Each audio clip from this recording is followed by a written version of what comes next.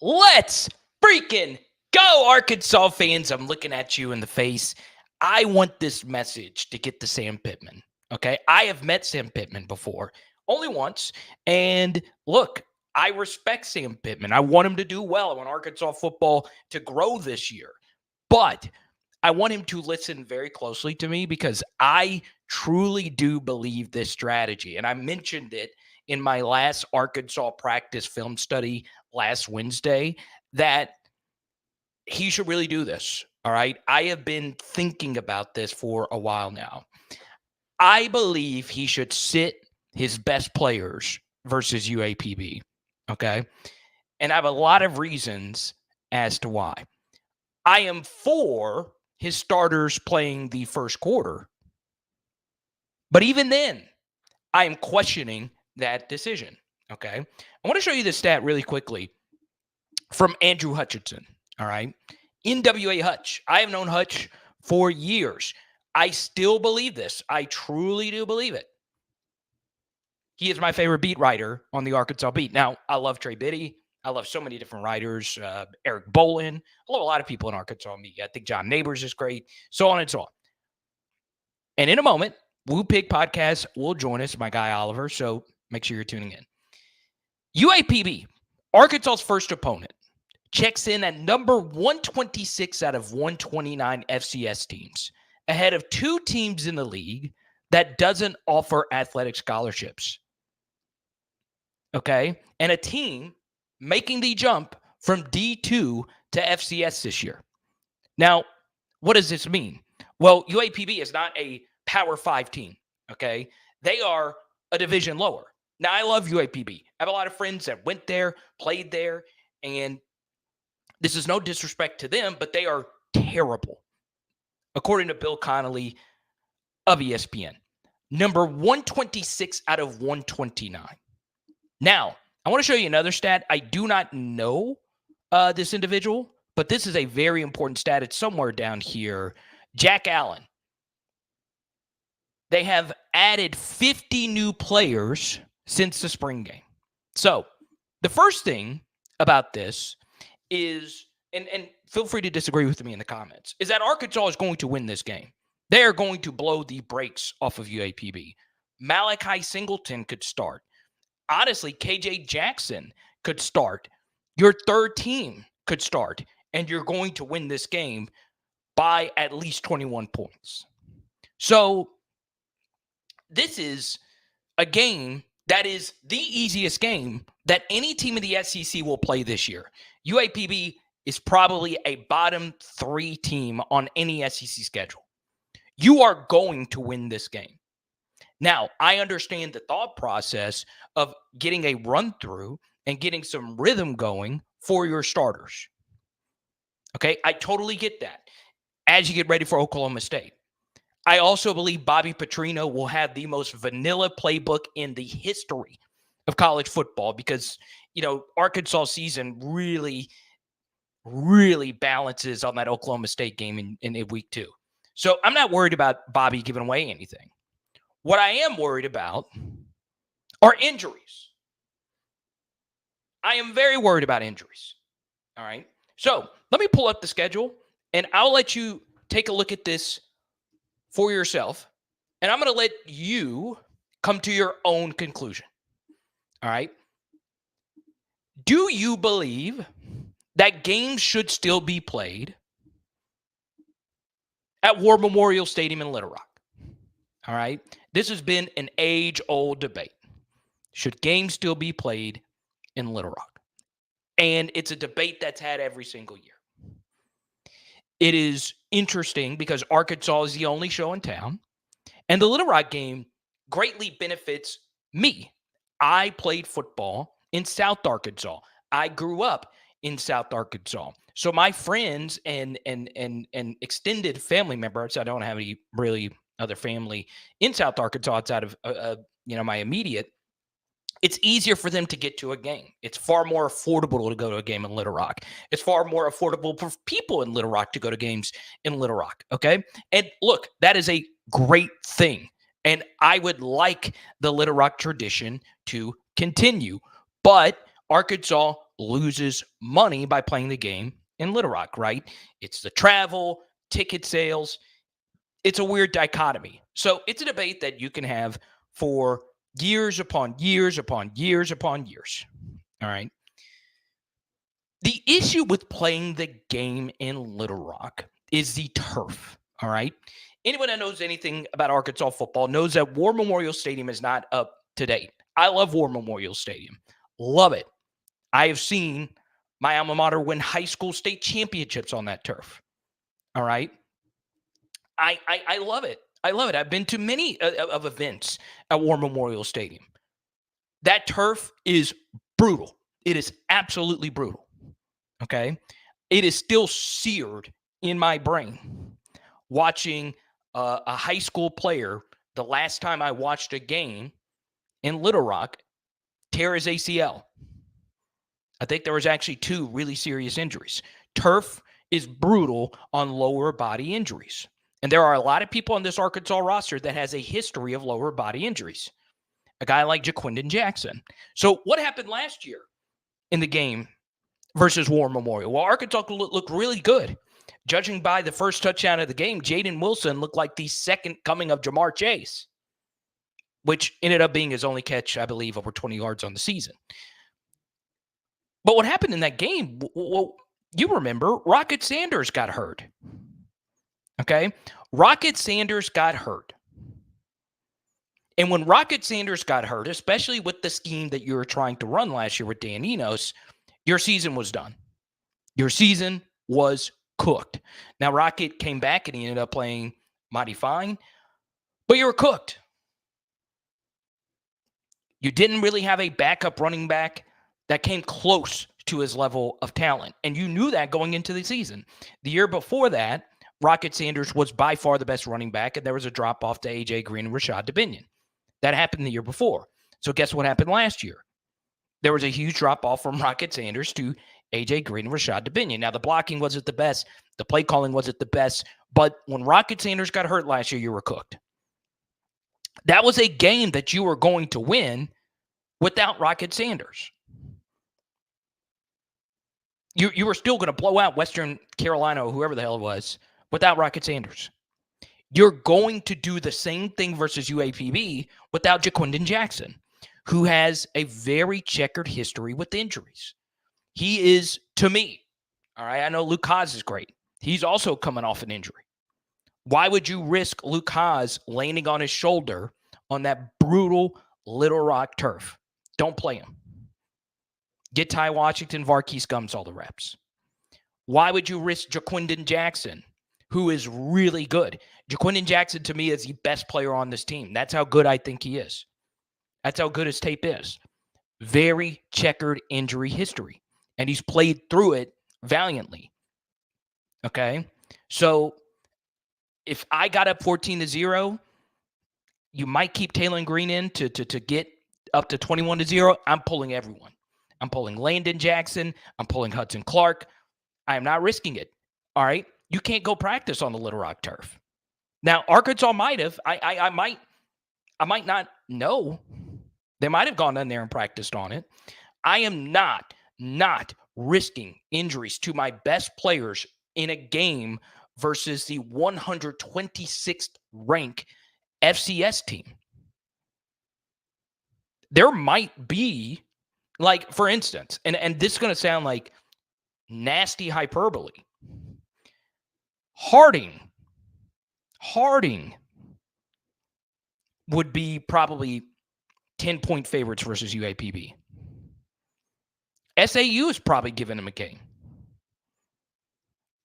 I'm a big fan of GAC football. It's big in Arkansas. So UAPB with 50 new players, a 3-9 football team last year. 3-9. Do you really want to risk any type of injury on the Little Rock turf where your season ended when Rocket Sanders got hurt? It's not worth it. It's honestly not worth it. The more I think about it, Arkansas is a thin team. You lose Jaquindon Jackson, good luck. Good luck, because he's going to be good. He's going to be really good this year for you guys. He's going to be really good. Luke Haas is going to be really good. Why risk it? So let me know what you guys think. I know it's bold. I know it's very, very bold, but I would seriously consider it. The goal is not to beat UAPB for Arkansas this season. For you to go 6-6, you need your best players healthy. Okay? And obviously on a team like Arkansas, you're proven guys that have proven Power 5 production. So Luke Haas, he has proven to be a high-level performer at the Power 5 level. Jaquindon Jackson has proven to be a high producer at the Power 5 level. Andrew Armstrong caught 56 passes. He can play at the Power 5 level. Landon Jackson, Xavier Sorey. Guys that you know are going to be good, that have outside NFL draft chances, those are the guys. Those are the guys I am not risking in this game. All right? So let me know what you think. Let's go to Ty. He was in the chat first, and I'll start here. He said, hey, who was your favorite Arkansas player of all time? So I'm not an Arkansas fan. I'm not. But all my best friends live in Fayetteville. My bestest best friend lives in Conway. All my other best friends live in Fayetteville. I have a lot of friends in Little Rock as well. My favorite Razorback of all time is Daniel Gafford. Okay. Bijan Jackson is my favorite football player of all time. And my favorite baseball player of all time is Bo Bingham. Okay. I played against Bo in football. So those would be my favorites. Now, objectively speaking, I really like watching because I have I know those guys, but I don't know Bo that well, but I know the other two really well. My favorite, Matthew Emmerich as well. My favorite baseball, or let's see, favorite baseball player. It's Bo Bingham, but who are some others? I loved Jason Peters. That's a good one. Sean Andrews also loved. Shout out Cardinal Nation. Let's go to Nuck of Moose. Agreed. Don't need the first team to beat peanut butter. Let's film trade for Gundy and the Pokes. I agree. Now, most coaches would say, look, Carter, we need the run through. We need the warm-up game. Yeah. Just run 44 blast. But I'm serious. If you lose Carmona or Patrick, you're in trouble. You're in trouble up front. Let's go to Sean. I know memories and nostalgia matters, but the stadium is a dump. The university is losing money. It's ridiculous to play there. It's embarrassing. Get out of Little Rock games, in my opinion. This is where I would push back. Okay. Yeah, you're losing money. You are right about it. Here's my thing. If you're going to play the game in Little Rock, you can't message-wise, you can't just put the weakest team on the schedule every year versus Little Rock. I don't think you can do that. All right. I think it's too much of a mental message telling people, yeah, we still care about Little Rock. Here's a worst game of the season. Right? Especially with the people that truly care about the Little Rock game, which is the older population. They grew up going to the LSU game in Little Rock. Right? And that game meant a lot to me. That game meant a lot to me as a LSU fan who grew up in South Arkansas. I love going to that game. My dad and I, it was our favorite game. And my dad and I go to a lot of big games. And a lot of LSU fans like the trip to Little Rock. Fayetteville is better, though. Fayetteville is better. The problem, though, with the money thing is when I think of the Little Rock game, let's share the political and economic side of it, right? Arkansas is the only show in town, and you have market domination of the entire state. Little Rock, the biggest sports team in Little Rock is Arkansas. It is the biggest sports team by far. And it is a metropolis. It does make it more affordable for fans to go there. And when you really think about it, who are some influencers that have really added to the Arkansas football program. Well, when it comes to Arkansas media and just reality, David Basil. I think about David Basil in the Little Rock game. This is a guy who does radio every single day. I like Bass. I know Bass. And all he does every single morning on his show is promote Arkansas. Okay? When you really think about it, he started the Broyles Award.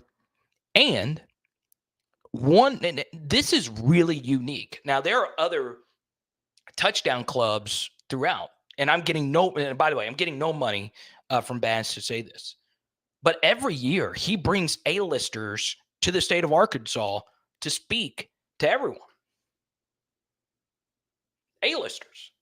All right? Little Rock is a very powerful city in the grand scheme of things when you really think about it. So you have a lot of diehard Arkansas fans that don't have the money to go to Fayetteville and play the games. And you also have morning radio, fans everywhere. They don't give a damn about the Trojans. They got their own college team. Okay? So it's hard for me to get there. I do think, though, you need to have a little bit of a better game to be played in Little Rock. Okay? So, Sean, I mean, that's the thing, man. That's the thing. It's tough. It's really, really, really tough.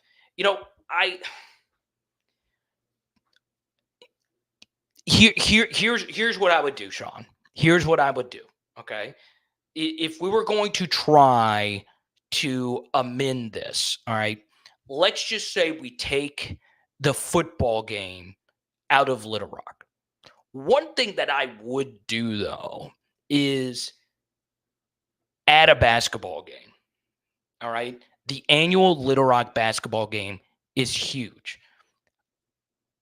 What I would tell the fans of Little Rock is, hey, it doesn't make sense for us to play football here, but you do have a really nice basketball arena. We're going to give you 3 Arkansas basketball games every year, and we're even going to include a conference game in that. That way, everyone wins. Everyone wins. Okay? And then you can also play an Arkansas baseball game, which I think they do already, but add a few extra baseball games in Little Rock, and that could make up for it.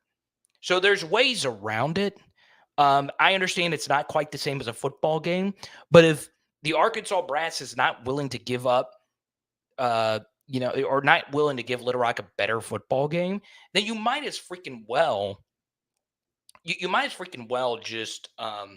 just give Arkansas, give the people of Little Rock 2 more basketball games, 2 more baseball games. Even if it's just an exhibition. Okay, I think that would add a lot. What do you guys think? All right, a few more before we get to our guests. I think Arkansas State and Little Rock next year makes sense. So I have spoken to a lot of boosters on their thoughts about playing Arkansas State every year. I just don't see the upside in it. I just don't from Arkansas's vantage point, right? Like, I could see, let's just say you played Arkansas State and you lost. I could see a lot of Arkansas fans saying, F you guys, we're Arkansas State fans. I don't think that would actually happen, but I just don't see really the upside of them doing that. Or it could just be me.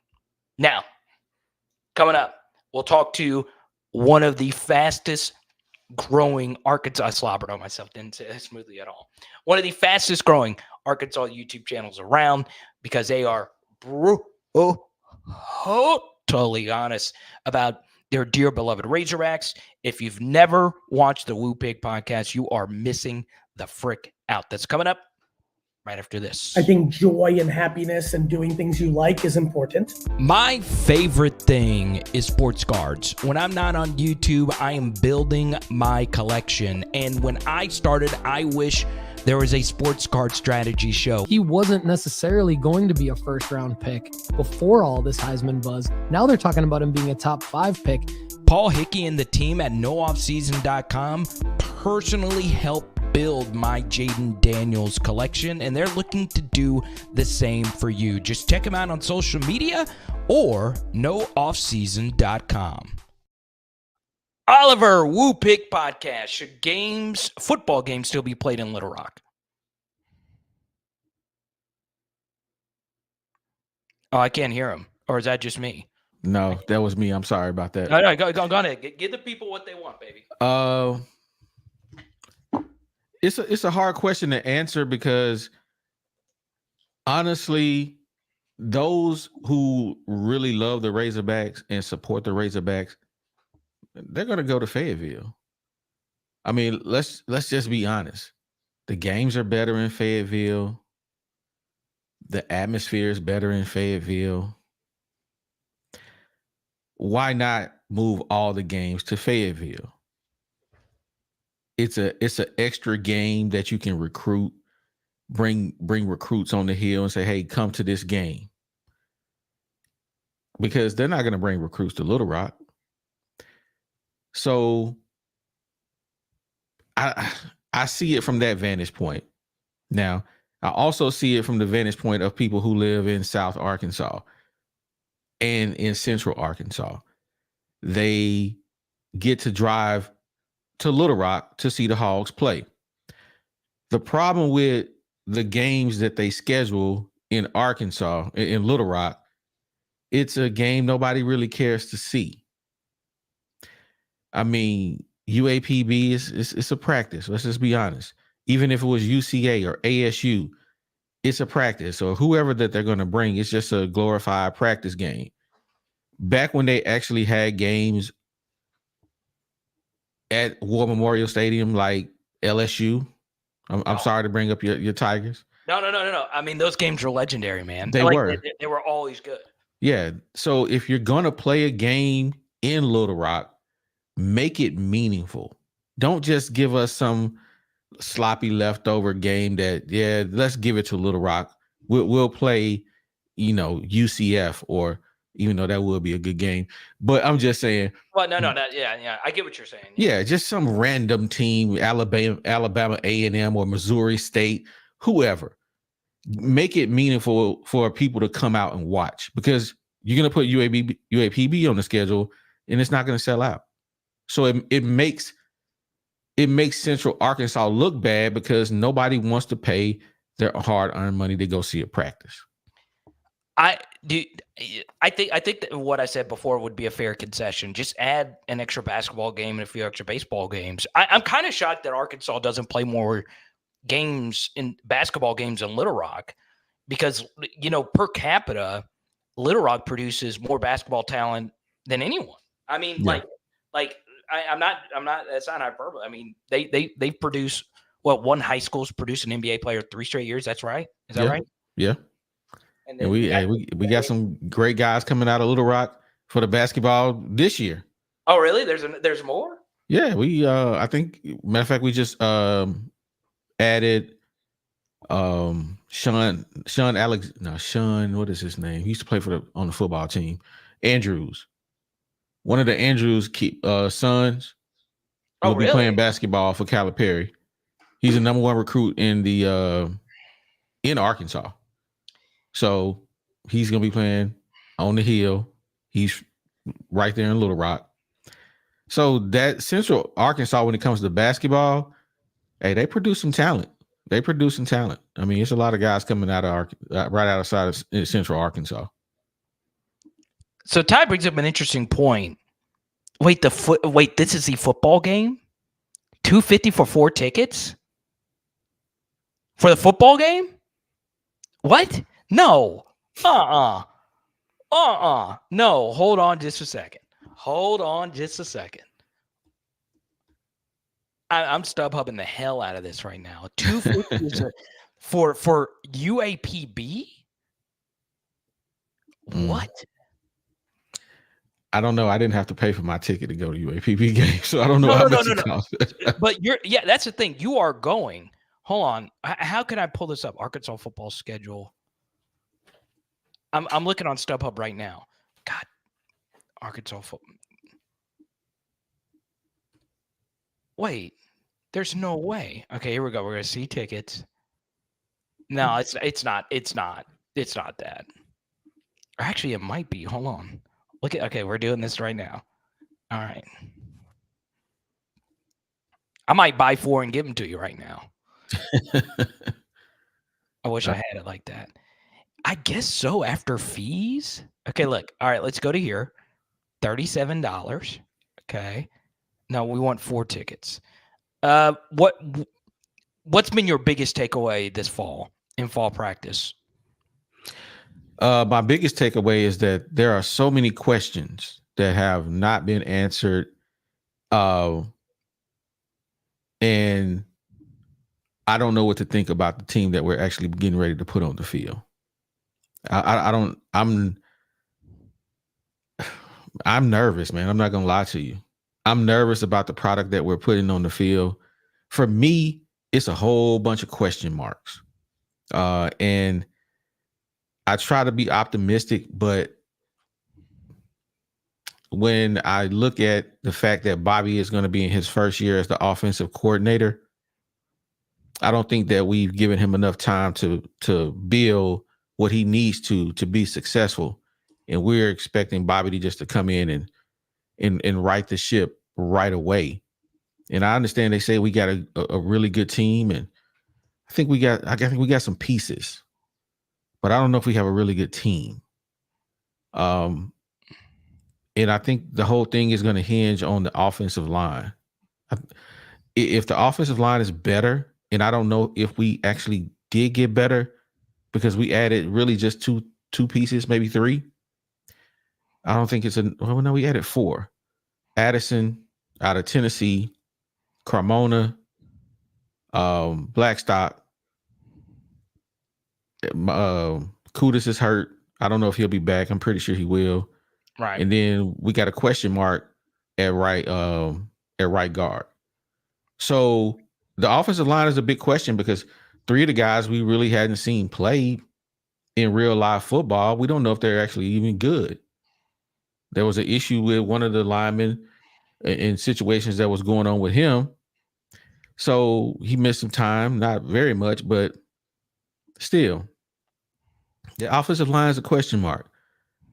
And I know I picked the Hogs to win 7 games, but man, I ain't confident in the 7 games. I'm just not. Okay. So I went to the website. All right. And I got the 4 cheapest tickets, okay, for $37 a piece.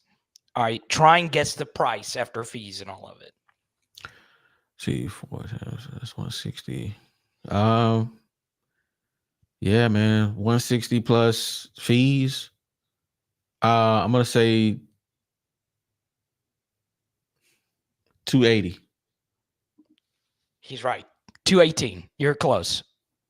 But 218 is hefty. That's still hefty. Yeah. It's right over $50 a game. I can say it's not horrible. It's not horrible, but it goes back to your point. Like if I'm being told by the administration, hey, you don't matter as much because we're giving you the same game we gave you last year. But if you want to see us, 218 for a 4-header. And then you got to factor in parking. So let's act in an extra 10. Concessions, food, all that stuff. You're looking at, what, roughly $300 minimum, just depending on how close you live to Little Rock? Yeah. Would you? Yeah. Parking. I mean, parking, traffic. Yeah. Food. And you got to feed all your kids. Yeah, it's probably about $350 for a trip. For a game that's going to be over after the first quarter. Right. Let's go to Bo. If the O-line could decently block, we go 7 wins minimum, Oliver. I picked the Hogs to win 7 games. I really did. But honestly, it was just me being a Hog fan, man. When I really look at that schedule, UAPB, that's a win. Oklahoma State, I think they picked to win the Big 12. Yeah. If we can win that game, and then we can beat UAB, that's 3-0. Okay. And then we got Auburn, right? Auburn, we owe them, and I'm just saying we owe them. Hugh Freeze is, and he nice, man. I ain't gonna even, everywhere he's went, he's won. And it's gonna be hard for us to beat Auburn. And I think where are we playing at? That's at Auburn. That's at Auburn, and Auburn has New Mexico the week before. I was hoping they had a tough game the week before. So that a little bit of so that's gonna be rough, man. I mean, you're looking at Auburn, A&M. I hate A&M. I don't know if they're gonna be good, but it's gonna be hard to beat them. But I'm gonna say we 4-1 right there. I think we'll lose to Auburn. I think we'll beat A&M. Tennessee at Arkansas. Tennessee's gonna be good this year. All right, let's see who they play the week before. Tennessee has a bye week before Arkansas. It sucks. Yeah, it does. Jeez. It's not fun going up against Josh Heupel after a bye. All right, so I'm gonna say we lose to Tennessee. Okay. We got a bye week before we play your LSU Tigers, and I'm never gonna bet against Arkansas against LSU. We win in that one. 5-2 right there. Oh, come on. You don't jump on my channel. Witchcraft. That's 5-2. 5-2. We getting a dub this year. It's time to get a boot back, man. Speaking baloney. Speaking nonsense. I have been hoodwinked, bamboozled, led astray, run amok. Yeah, we winning that one. What is this? What is this? We got y'all this year, man. 5-2. That's right there. 5-2 in the first 7 games. What kind of country are we in right now? Yeah. And then we got Mississippi State. That's a win. That's a win. Ole Miss is a toss-up, but I think we lose. Yeah, you do. We lose to Texas. No, you're beating Texas. We're not gonna beat Texas, man. Y'all are beating Texas. We're not beating Texas. Y'all are, okay, listen. beating Texas, man. This is why y'all are beating Texas. Okay. I'm listening. You get a bye week beforehand. Okay. All right. It's not going to be a must-win for Texas. It's not. It's not a must-win for them. I think at that point in the year, they might only have one win. One loss, excuse me. Okay. And I think that loss would be to Georgia. And it's not going to be a must-win. And they know they can lose that game and still get into the playoff. Okay. Arkansas will be coming off a bye week. And look, is Steve Sarkisian a better coach than Sam Pittman? He is. But Sam got in his head in 2021. Sark crumbled, called a horrible game. Mm-hmm. All right. Sam has been very public about Texas being a game that matters a lot to him. You saw what he said at SEC Media Days. Sark can get in his own head, especially playing against someone that's not on the same level as Texas. So my bold opinion, all right, as crazy as that was a minute ago with the Arkansas LSU and the Arkansas Texas game, Arkansas wins one of those games. That is my bold Arkansas opinion. They'll have the bye week, and Arkansas has one major advantage in that game. They care more about that game than their opponent, and it's not even close. Okay? And Oliver, you know this. Yeah. You ask the old guard, do you care more about beating LSU or you care more about beating Texas? A lot of old folks will tell you Texas. Yeah. I mean, look, that SWC stuff matters a lot to a lot of Arkansas fans here. So Arkansas, they'll beat LSU or they'll beat Texas. Obviously, I'm not going to pick them beating LSU. Arkansas beats Texas this year. Mark it down. Write it down. Tell the presses. Tell Wally Hall. Tell them to write it. I'm not picking that one. I don't think we'll beat Texas. But I think we win the week after, which gives us 7 wins. Okay. One more thing that I love about this. Okay, so you beat Louisiana Tech. Yes. The Fighting Terry Bradshaws. The Fighting Kenneth Dixons. That's a South Arkansas legend for you. Actually got his card right here. I'm a big Kenneth Dixon fan. Kenneth Dixon, I don't even know who that is. Okay. So have you ever heard of Strong, Arkansas? No. Okay. It's a small town and Union County. Oh no, I do know where Strong is. Yes, I do know where it's at. So Kenneth Dixon is probably the best football player to ever come out of Union County. He's definitely up there. And I'm a Kenneth Dixon collector, and he played at Louisiana Tech, and Arkansas didn't recruit him. Now, full disclosure, Arkansas had Alex Collins at the time, and Jonathan Williams, so they didn't need running back. So still, there was a lot of fans in South Arkansas that was pissed that Kenneth Dixon didn't go there, and for good reason. He was a stud. He played with Lamar Jackson as well, and was good. Missouri game. Let's hear it. I think the same way you mentioned that Sarkisian is in his head when it comes to Sam Pittman. I think the same thing, Sam, that Drinkowitz is in Sam Pittman's head. Yeah. It feels like when we play Missouri, I feel like we are the Water Boys team. It's like he's red and he got Sam Pittman's paid playbook because he just played terrible when they played Tennessee. I didn't expect that. I did not expect that. I mean, we played Missouri. Excuse me.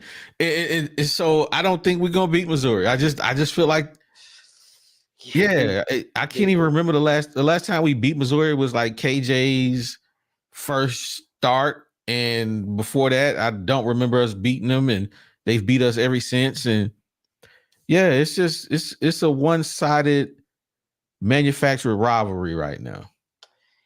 Yeah, like Drinks in Arkansas said. One thing I like about Eli Drinkowitz is he really hates Arkansas. Like he ran that bitch up last year. Yeah. He wanted to beat the dog crap out of Arkansas.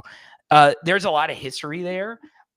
Something I won't get into because I know some friends of Eli Drinkowitz, and they told me some stuff about that. And of course, he loves Northwest Arkansas, just hates the Arkansas program. So does he hate the Arkansas program because they didn't hire him? Because he's from Arkansas, right? Yeah, it's just one of those things. Like he has, and look, it's kind of the way that Eli Drinkowitz looks at Arkansas is the way that Amon-Ra St. Brown looks at every wide receiver that was drafted ahead of him. He hates them. And he hold like that animosity fuels them, right? I'm a very forgiving person, but still, the one thing I like about the Missouri game is, let's just say Arkansas's at 5 wins. Okay, that becomes a must-win game for them. Okay, yeah, and let's just say for some reason Missouri is 10-1, right? They lose that game, they still get in the playoff. 10-1 is very real for Missouri's schedule. I know it's tiny on the screen, but Missouri's got the easiest schedule in the SEC this year by far. So I could see them being 10-1 going into the Arkansas game, but that game becomes more of a must-win for them because they'll be in that 9-2 range. So they need to win that game to get into the playoff. Potentially in that 9-2 range. Yeah. Biggest Arkansas player on this team that is a sleeper. All right, a guy that you think is way undervalued going into next year.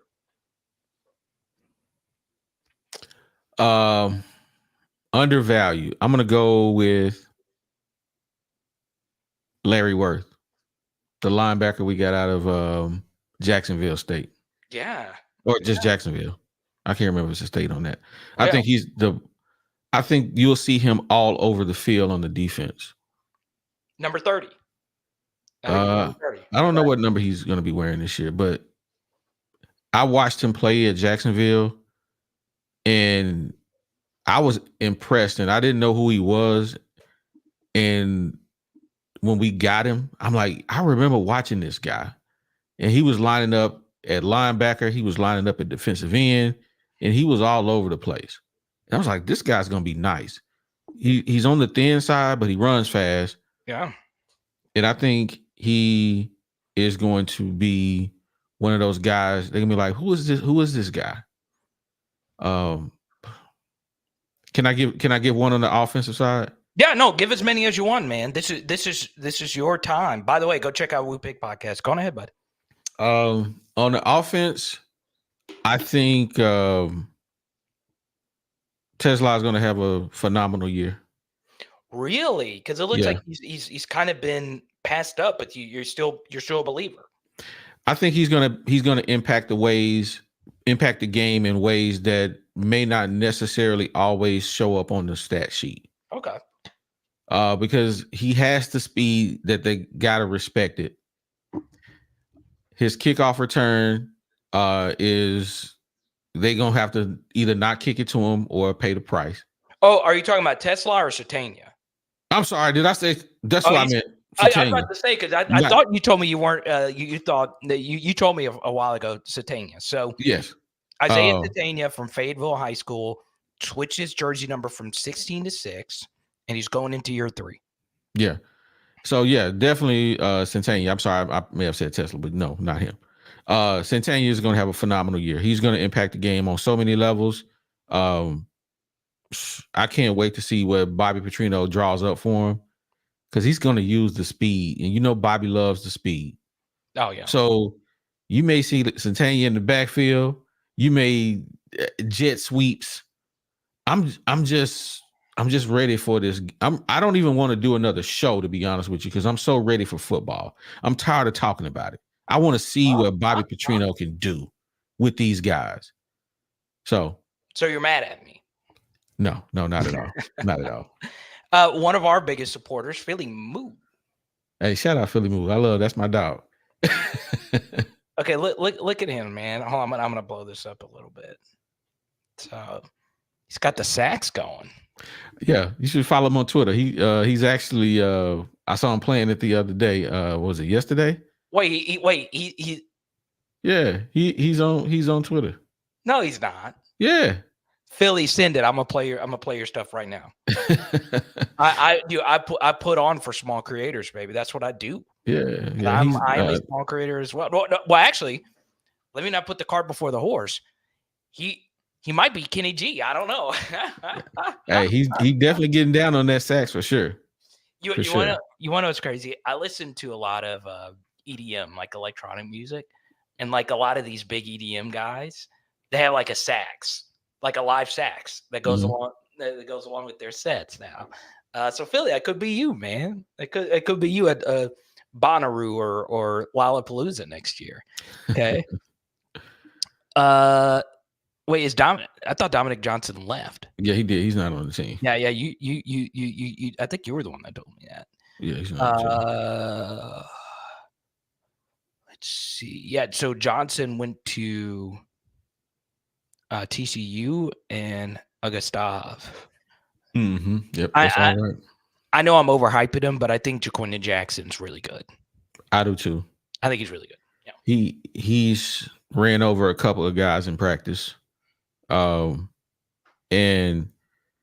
if he can stay healthy, if those ankles can stay healthy, he's going to be special. And I don't think he has to take all the carries because we still got DeBinion. I'm not the biggest DeBinion fan, but me neither. I think we got a nice guy behind him. So if DeBinion doesn't play well, we can always throw him in the game and get some good runs. I'm kind of leery of his pass pro because I seen him getting really knocked over in practice. They didn't show the clip, but I don't know if he can block. But DeBinion, hopefully his blocking has improved because he had some times last year where we was like, what is he doing? That was bad. So yeah, I'm definitely looking forward to this year, and those are my two guys one on offense, one on defense, and Armstrong. He gonna have I feel like he's gonna have 1,000-yard year. Yeah. So these are my takes. All right, coming from Arkansas, not an Arkansas fan. What I see objectively on film. Okay, I think Jaquindon Jackson is so much better than all the other running backs. I do. I also think Armstrong.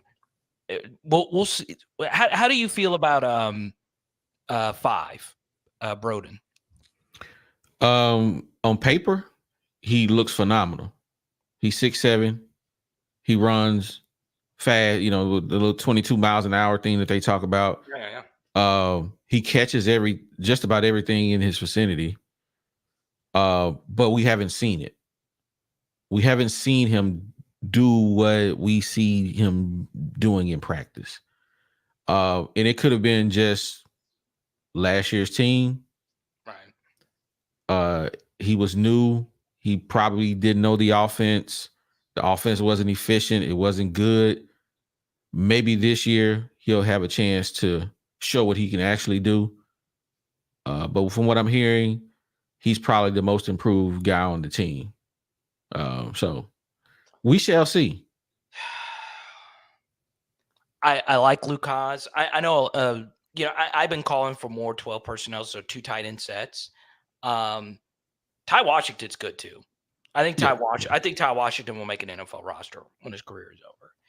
And I know Gums is very inconsistent in practice, but he's got chops as well. So how do you feel about the tight end room? I mean, I would say LSU's room's better. Georgia might be, but Arkansas's room is got to be top 5 in the SEC, maybe the best. Yeah, I think we have 3 of the top guys in the SEC.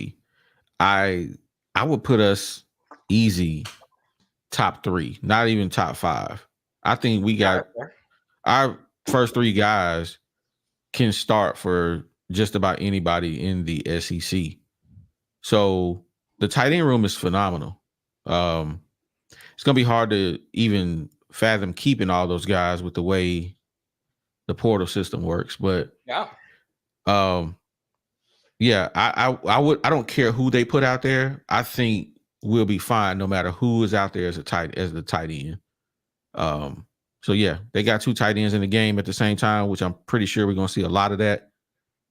I think we'll give defenses a run for their money. I think we got to lean on Jaquindon Jackson, and hey, the fast game, get the ball out of our quarterback's hands. Don't let them sit back there burping the baby, and I think we'll be fine.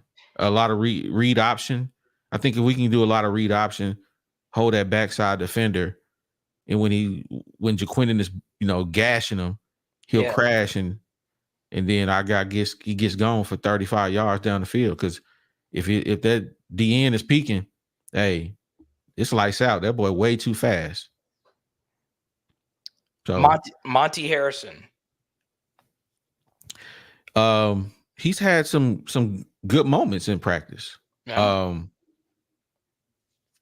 And I don't know if he will contribute. They said he was, but they say he's a little rusty. But I think once he knocks off the rust, I mean, you're 29 years old. You're playing with 20, 18, 19-year-olds. You should be able to beast mode those guys. You should be able to. So for reference, Calvin Ridley is 29, right? Frank Ragnow was class of 2014, and that was Monty Harrison. Frank Ragnow is halfway through a Hall of Fame NFL career. Right. So you would like to think that he would dominate. So he played baseball, for those that don't know, right, and came back, and it's interesting to take a flyer. I've grown on Arkansas's defensive line room. I have. I think Ball is a bona fide SEC player. I just think he's good. Now, is he going to be Glenn Dorsey or Ndamukong Suh? No, but he's good. He's pretty solid. And what the Arkansas had great defensive tackles. Armon Watts was a really good player. So I like Ball. Davalaire has had some moments in spring, and Landon Jackson. What's your opinion on Anton? I like his energy. I think that if we can get him in the game on third downs, I think he can close it out. I really want to see him go up against SEC competition, and I'm just going off tape. I'll be honest with you. He looks phenomenal He looks against good. Yeah. lower level competition. But when he's going up against a SEC right tackle, what is it really going to look like? And if he's 70% of what he did on the lower level, I'll take it, because that means you can't double Landon Jackson. But sometimes I feel like Landon Jackson doubles himself because he doesn't play up to his potential. Yeah, I agree. And I love Landon. Yeah. You know, he was once an LSU Tiger, and then he went to the dark side. But he does block himself. Like last year, if you watched him versus Alabama, the Alabama game, you would think he's freaking like Reggie White. Like that game was just so freaking insane. You need more of that, right? Absolutely. I think Xavier Sori's good. I do. I do worry about the other linebackers. Sori has had some really good practices. I did have someone I really, really trust who's at practice every single day say that Sori is gotten better, keeps getting better and better. How do you feel about him? It's not, to me, it's not enough tape on Sori. It's not. It's just out of high school. Yeah, they said he was this and that, but for me, it's just not enough tape to say he is going to be good or not. It's one of those question marks for me. The linebacker room as a whole, to me, is a question mark. I like the pieces, but will it all work? I don't know. I know they said that that's probably one of the deepest spots on the team. Maybe it is because you got so many of them, because you've just been trying to grab linebackers from everywhere you could. But I don't know if they're actually going to be who they need to be. I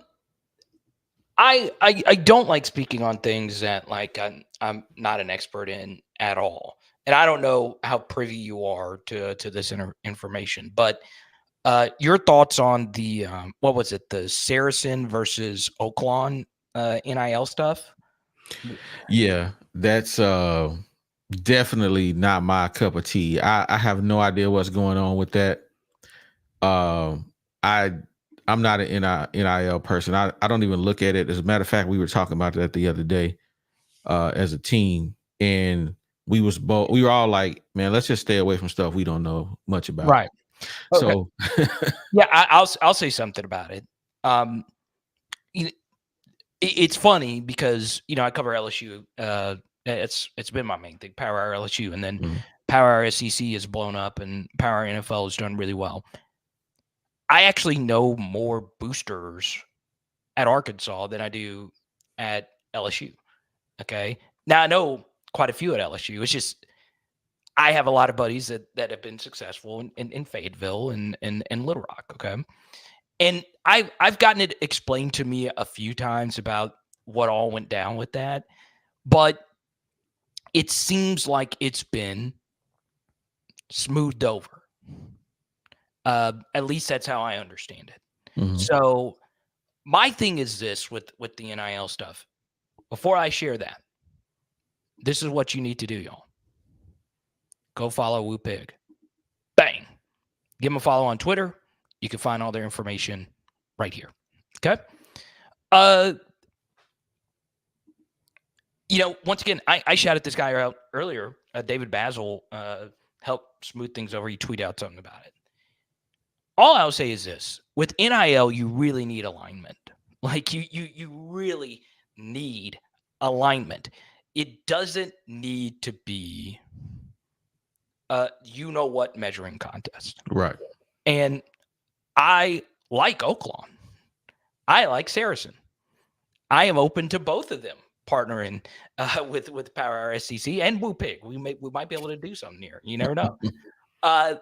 I have no problem with them wanting to make sure that their market share. It's just typical business, right? Yeah. But alignment is so freaking important when it comes to NIL. Okay, it's not my expertise. You guys come here for football breakdowns. Okay, same thing. You go to WooPig. Guys that like talking about sports. I didn't get into this for fundraising. Okay, Right. I didn't get into sports to become an AD. But what I can tell you is alignment matters, and for all the NIL or potential people that want to spend and stuff like that, understand that the game has changed. Okay, and there's a lot of older money that doesn't like it. They just don't. All right, you've got to be open to new ways for fundraising and bring in the players that you need to bring in. Right. Because guess what? When it comes to money, Arkansas's got it. It is not that you might not have Texas A&M upside, you might not have Oregon upside, but you saw quickly what Tyson did, changing the trajectory of, to me, the best Arkansas or the best SEC fan base outside of Kentucky when it comes to basketball is Arkansas. It's not close. It's not even close. Right. So if you have alignment and you get people on board, you have the chance to get the best of the best. If you pay the highest, some will come. Not Absolutely. all. So that's all I'll say about that. And I know you don't really want to talk about it. So we'll get back into, unless you wanted to add something to it. Nah, that old NIL stuff it's confusing, to say the least. And I've heard so many stories at this point that I'm just like, it needs oversight bad. Right. Because I just feel like what's being promised to these kids is not what they're getting. And I don't understand it. So I'll refrain from speaking on NIL because I don't understand it. And guess what? I don't want to look like an idiot if I don't understand something. So I'll pass on that one. Yeah.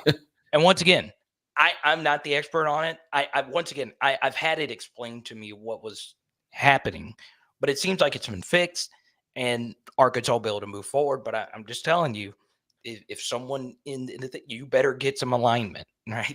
You better do it. Let's go to Nima, our first super chat here. Appreciate it. Shout out to Nima. Does Sam Pittman get a 6-year if Arkansas goes 6-6?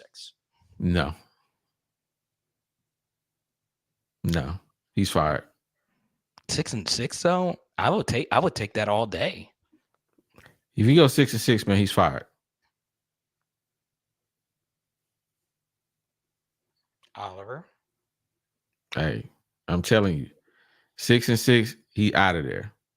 They're not going to bring him back on 6-6. You only come here for the dinner recommendations. What are you having tonight, Oliver? Salmon. No, let's go, dude. Let's go. Yeah. How do you cook it? I don't cook, man. My wife cooks it. So okay. Same here. Oh yeah, my wife does the cooking, but I know that's what she's cooking. Let's go, dude. I'll tell you this: you don't want Urban Meyer and Nick Saban. You definitely don't want Urban Meyer. And you definitely don't want Nick Saban. He's retired. But yeah, you can. Let me ask you this. Would you be down for Arkansas paying Mike Norvell $10 million a year to come coach your team? 10 million? I mean, it would have to be 12 for him to say yes. I like Mike Norvell. Yeah, I think that would be the best hire for you guys. Yeah, we could have had him for what we're paying Pittman. I know. That would be the perfect hire for you guys. Yeah. Okay. Let me explain how it could happen. All right. Norvell is tired of the politics at Florida State. And look, there's politics at every program. Right. Okay. Florida State's in a state of flux. Okay. They are they don't know what conference they're going to be in. That's obviously a big thing. Norvell might want to jump to the SEC. Which one of the elite SEC jobs is opening soon? None of them. Sark is probably there for a while. Alabama was just there. I know he just said no to Alabama. So he's locked in at Florida State. But if I were to go to Mike Norvell and say, look, go to Tyson Chicken and say, let's do the same thing with Cal. We'll pay you $12 million. Norvell comes back to the state where he played college football, so he'd be motivated. Norvell would be able to recruit Memphis, because he coached there. I think that would be the best hire for Arkansas. I just don't think Arkansas is going to shell out $12 million for a coach. No, that's what it's going to take to get him. I know. And if it's going to cost $12 million, I think then Sam Pittman will probably be back if they go 6-6. Arkansas, now, they trying to do some underhanded cheap stuff. They ain't want to pay nobody. They want to pay everybody $3.5 million. But what elite coach do you think could be reasonable? I know I'm putting you on the spot, or anyone in the chat. You don't. By the way, Nick Saban's never come. I know the commenter was joking. You don't want Urban Meyer. I understand it makes it. You don't want Urban Meyer in his current state. You don't. Okay.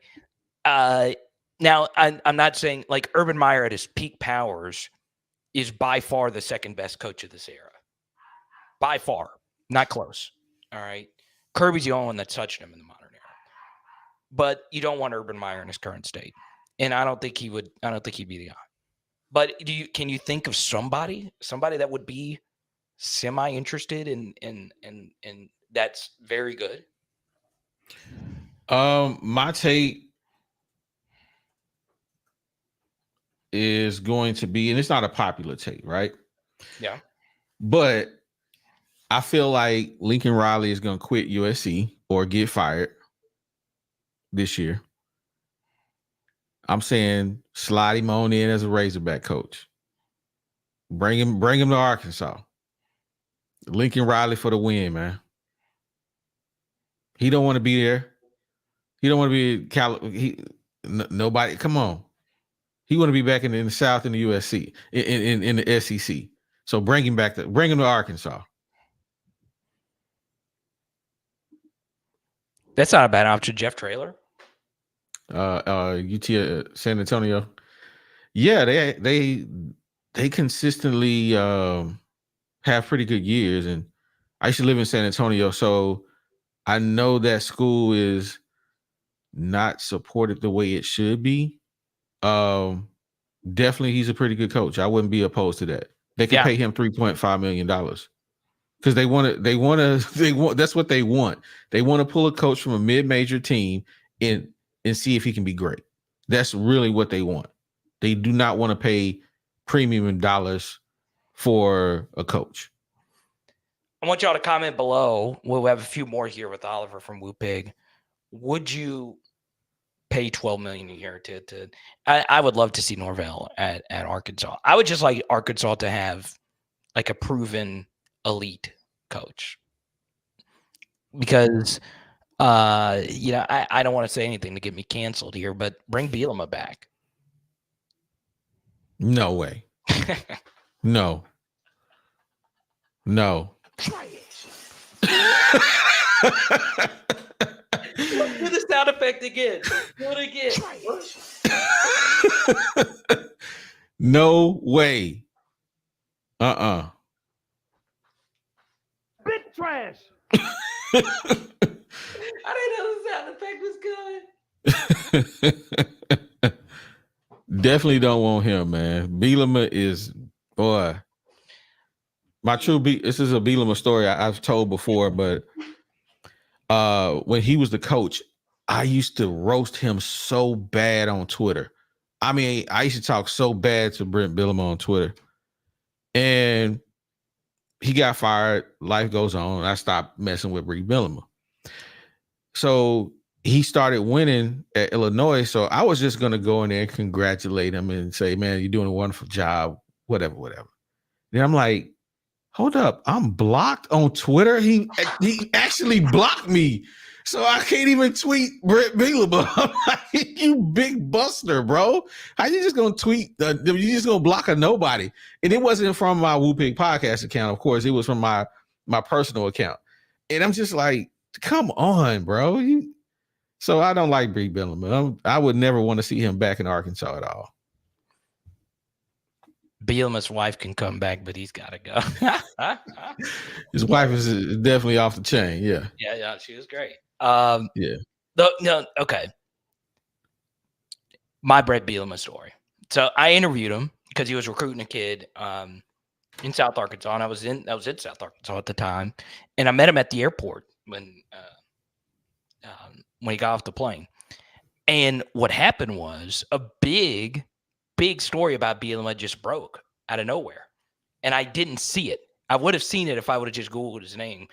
I think it broke that morning that he claims that he was interviewed by the Miami Dolphins.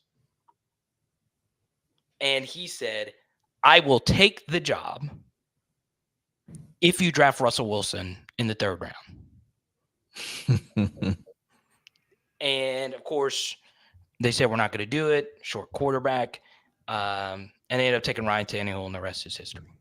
Yeah. I don't know if I believe it because we never actually heard from the Dolphins. But if I would have known that, I would have asked him on the spot if that was true. I would have asked him again to explain in detail because it was just like kind of an anecdote in a random like ESPN story. Right. Do you believe it? I don't know if I believe it. I don't know if I believe it either. Yeah. Nima says Barry Odom would take the job. I would only be okay with Barry Odom taking the job if he was going to keep Bobby Petrino. Yeah, I could see that. No. Yeah, because he hired him at UNLV.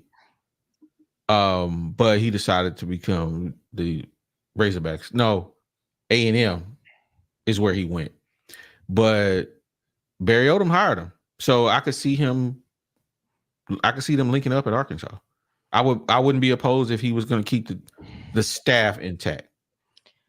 All right, I want everyone to let me know where you're watching from. Okay. Razorback Nation is nationwide.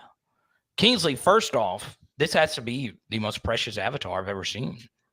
Look at the crown on this little one right here. That's a good style right there. They should invest in the stadium in Little Rock. I do agree. But should the Razorbacks still play in Little Rock? We both have said no. But there you go. We'll take a few more here. Oliver, really quickly before we skedaddle here because you got salmon to go eat. I am so excited about Calipari. Okay. We're talking about the biggest active coach in the sport right now. Okay. I'm not going to say he's the best, but he's the biggest star in the sport. And I have told everyone. I told my buddy on the phone earlier who is an Arkansas supporter, small business owner. Talked on the phone for like an hour earlier today. And I swear, top 5 sporting event I have ever been to. I've been to national championship games. I have been to college basketball March Madness games. I've been to a lot of really cool sporting events. Arkansas versus Duke is a top 5 sporting event and atmosphere I have ever been to. No hyperbole, no nothing. Arkansas basketball can be that school. They really can. So your thoughts on Cal and everything, the roster, you take it. When we hired Coach Cal, I'll be honest with you, I was not a fan of the hire. What? Hold on, let me explain. Okay. Coach Cal has been someone we have been competing against for so long. So I felt some type of way that we hired the guy that we've been competing against for so long. I'm just like, why? I don't want to join you. I want to beat you. That's just how I'm built. I don't want to join you. I want to beat you. And I felt like it's almost like we cheated our way to this. But when I sat back and I thought about it, I'm just like, this was phenomenal politic in the way they did this. In bringing Coach Cal to the Hill. And I'm like, I started thinking about all the recruits that we're going to get, all the wins we're going to get, all the possibilities, all the hype. And I was like, yo, this is going to be great. And I'm going to embrace the fact that we will be the public enemy number 1 in college basketball. Oh, yeah. So, and it's gonna be great for us in Arkansas who have podcasts and talk about Razorback basketball, because people are gonna want to come and see what people in Arkansas are talking about. And so I'm looking forward to it. I mean, because last year it was a dumpster fire. So this year we got something to talk about. As far as the roster goes, I think Cal did a phenomenal job with the roster.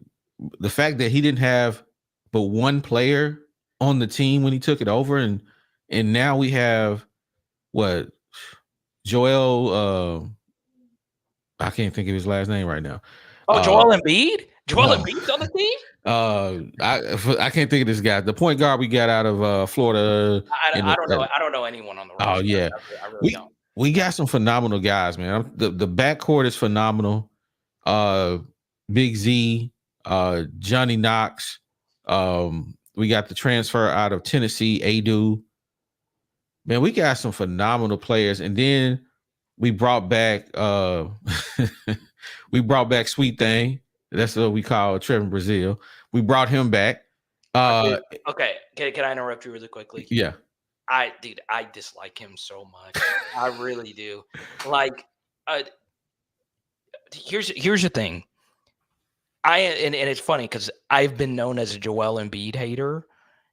I don't like the super duper unfreaking believably talented guys who can't do the little things, right? Like he'll make like a little mistake that just drives you crazy. Like you won't see it on SportsCenter or anything like that.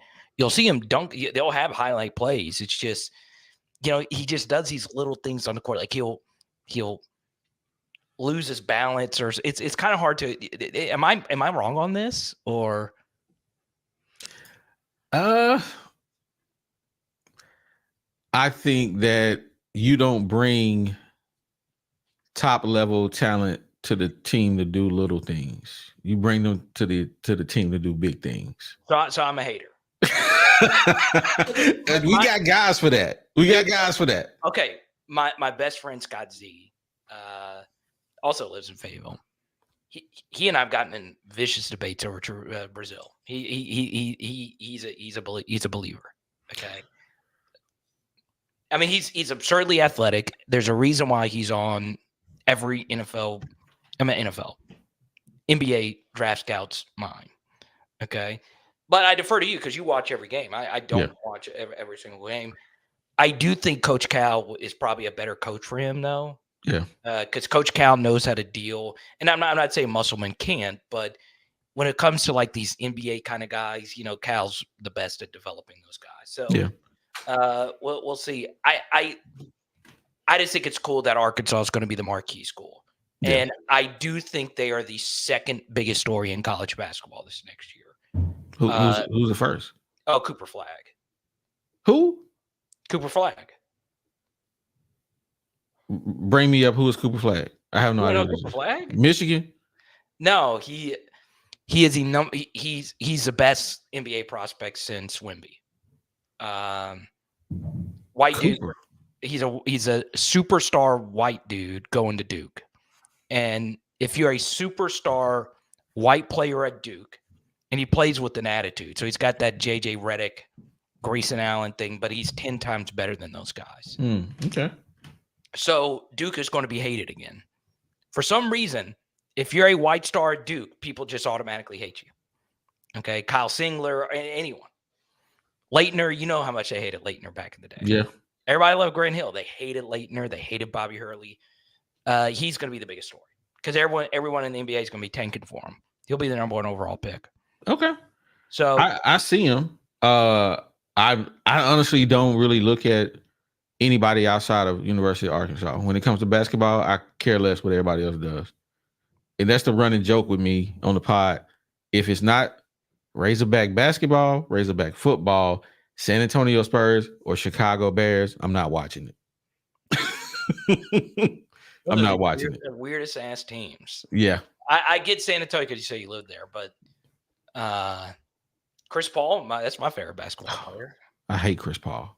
He's on your damn team. I'm not rooting for the Spurs this year. I hate Chris Paul. Dude, come on. I do. I hate him with a passion, You, man. you can't hate CP3, bro. Bruh, he is the dirtiest player in the NBA. Okay. You can't hate him, though. He's on your team now. He's on your freaking team. I don't like him. Do you know how many alleys he's going to toss to Wemby next year? Yeah, I know, but Dude, see, he'll pull his hamstring or something. I don't like Chris Paul. do you know he is the best alley-oop assister of all time? Did you know that? Yeah, I've seen plenty of them that he threw against the Spurs. Yes. So what?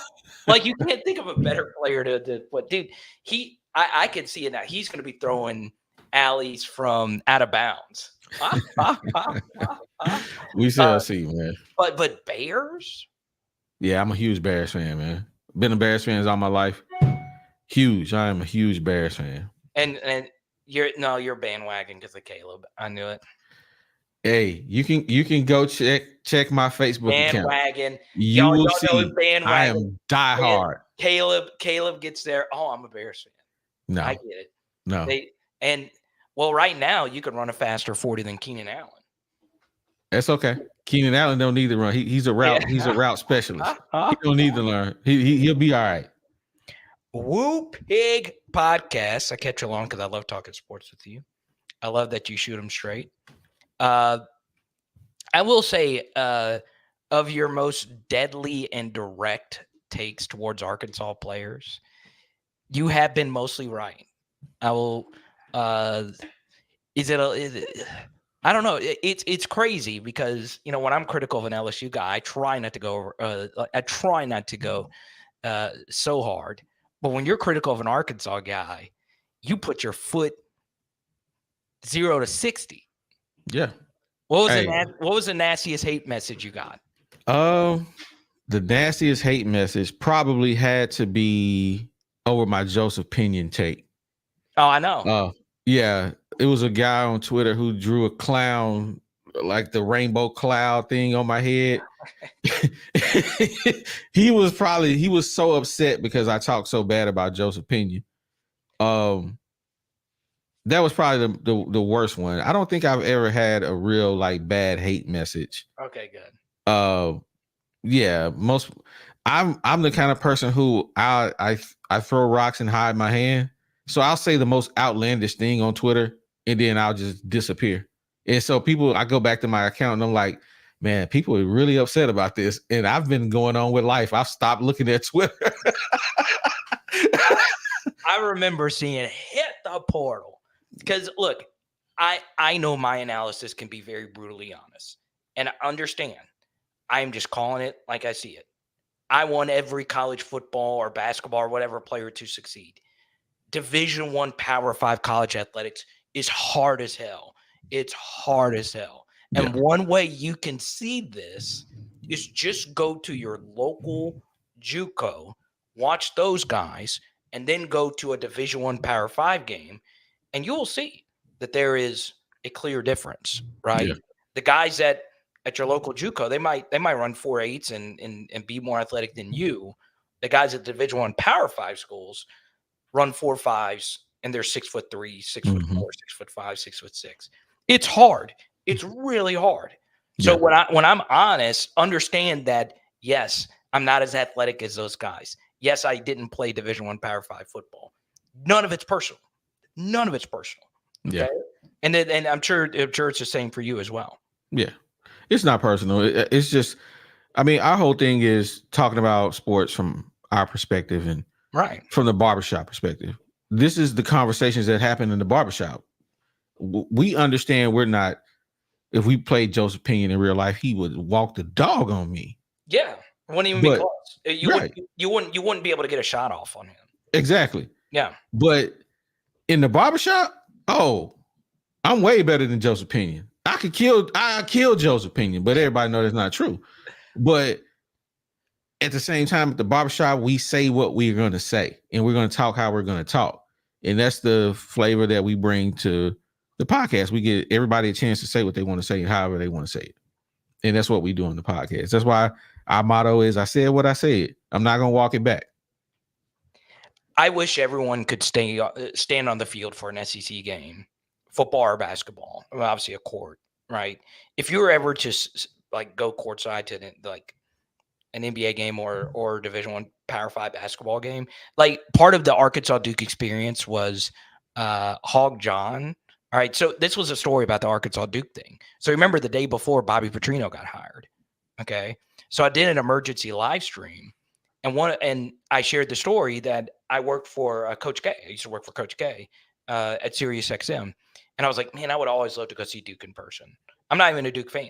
All right, but one of the viewers like, hey, I got a ticket for you, and I didn't know it was 5 rows from the court, and it was ridiculous how big and how fast everybody was. Like, you don't understand it until you're actually down there, right? If you ever stand next to Daniel Gafford, he's not human, right? He's not human. He's 6'10" and runs a 4.5. Like, if you were to play basketball against him, you would not get a shot off. It's not that it wouldn't be close, it's that you would not be able to get a shot off if he was playing hard, right?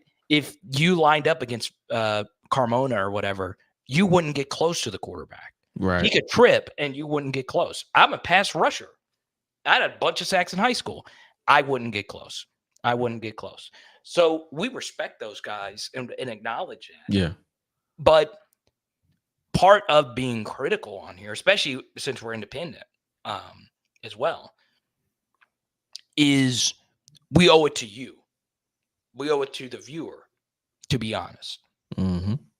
Like I'm not gonna sugarcoat things because I want to be honest to you guys. Absolutely. Jay Sizzle is a supporter of you, and the best thing you can do for the Woo Pig podcast is go watch, check them out. YouTube watch time is everything. Mm-hmm. So if you're going out to the bar or whatever, just play the video while you're out. Watch time is everything on the platform. Yep. Before we skedat, is there anything else that you want to share with the audience? Man, I just want us to have a good season, and I think I'm spot on with my 7-5 prediction. I don't see us winning 9 games. I just don't see it. It's not gonna happen. A lot of people drinking the Kool-Aid. I saw your thing last week. I think when you was like 3 games. I saw it, and I was like, "Geez, Carter being hard on us." I have you at like 5 more Vegas. Okay, 5. Yeah. And I think Bobby Petrino is going to give us something to be excited about. Yeah. And I think we'll get to that 7 win. I think we'll continue to build the football program off of the 7 wins because if he gets 7, he'll be back. And I think we'll have a probably easier schedule because they probably realize how bad they've been dogging the Hogs. And I think we'll build and we'll have a good run over the next 3 years. 7 wins, baby. You heard me, little joker. Let's go. When are y'all live again? Tomorrow, 8:30 p.m.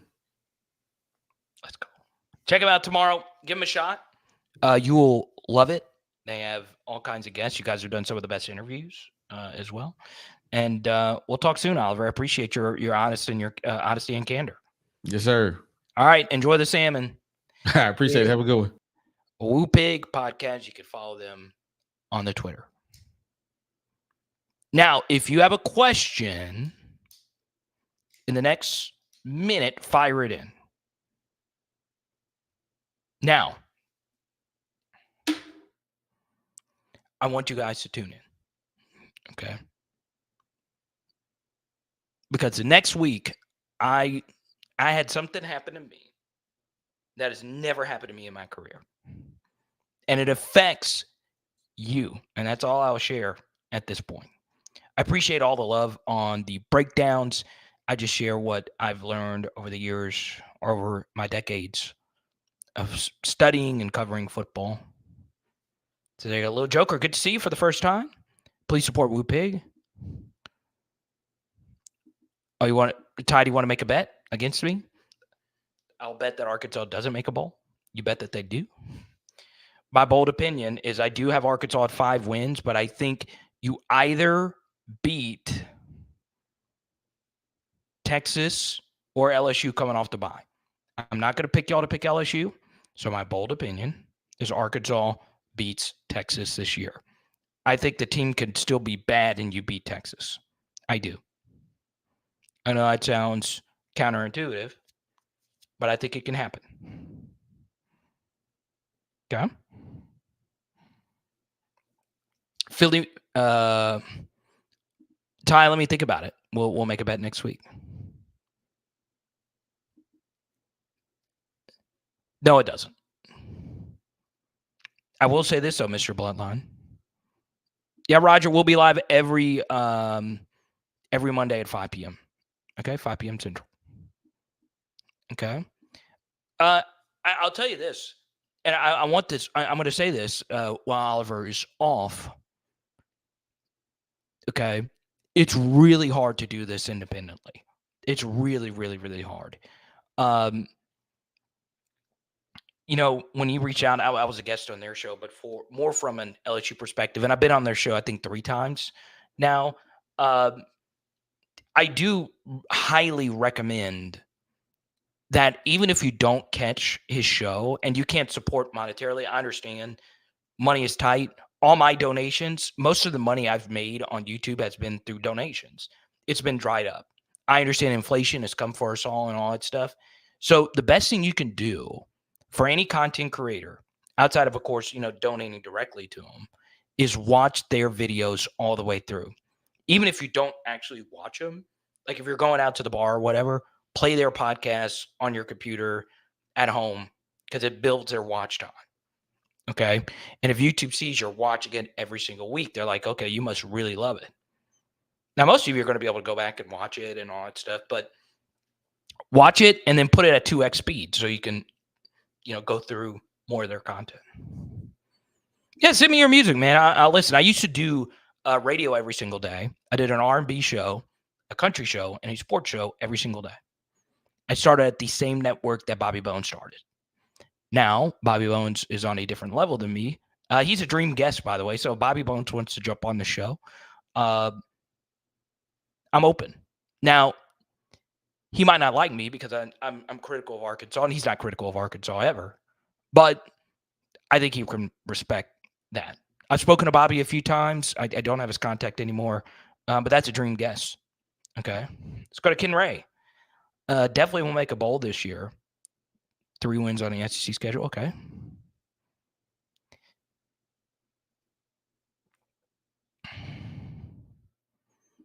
Nothing sus. The good radio voice. The funny thing is, like, this is how I normally talk. But yeah, I used to get music sent to me all the time. The funniest thing about my music career, okay, when I did country radio, was when I interviewed a country artist. After I was done interviewing them, they hit it big.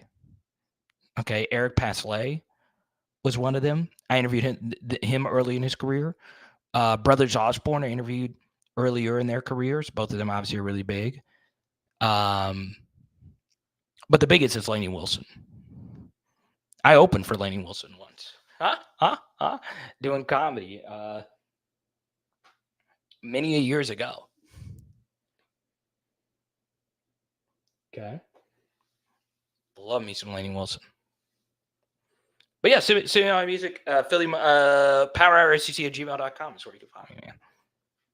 Or you can send me a message on Twitter or Instagram at Carter the Power. So that'll do it for me. We'll be back next Monday at 5 p.m. I don't know if I'm going to be doing another practice video this week. I got a pretty busy week. So just stay tuned. I'll try and have one out by Wednesday or Thursday. Okay? Go support your local or your favorite Arkansas person, whether it's Trey Biddy, shout out Andrew Hutchinson, whoever it may be. It is Power Hour SEC. Boom! Vanderbilt. My least favorite SEC team? Oh, that's easy. Actually, let's do this, Mr. Bloodline. I will tell you my least favorite SEC team on the show next week. There is one that is by far my least favorite. Now, my diehards know, but I know we're new to each other. So next Monday at 5, I'll reveal that. Tonight we're doing burger patties. Let's go. Let's go.